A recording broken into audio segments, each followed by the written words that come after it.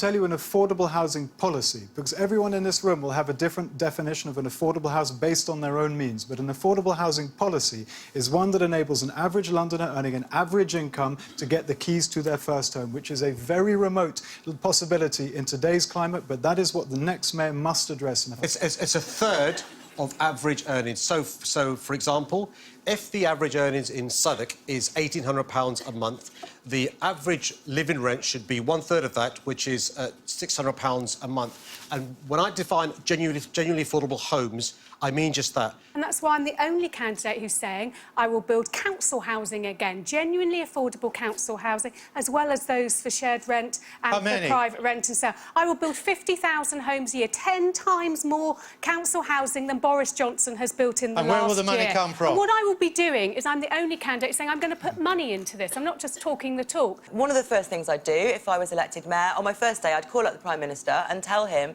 that we need, in London, the power to control our rents, because that's the first step on the way to saving up for a deposit for your own home. On new homes, I am planning to put money in. I think the council tax precept is a good idea, but we have to break the model of the big developers. There is no such thing as an affordable home. This is kind of platitudinous talk. The fact of the matter is, London's population is growing at the rate of 1 million a decade, and anyone who thinks that the housing crisis is not linked to that kind of uncontrolled migration is in denial, which includes all 4 candidates here. They all, in their different ways, say they're going to build 50,000 houses a year. I don't.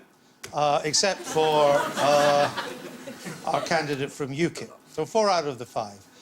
Both Mr Johnson and before him Mr Livingston never really managed more than 20,000 a year. From what you've heard, do you think any of these candidates, of the 4 who want to do it, is capable of building 50,000 a year? Raise your hand if you think that.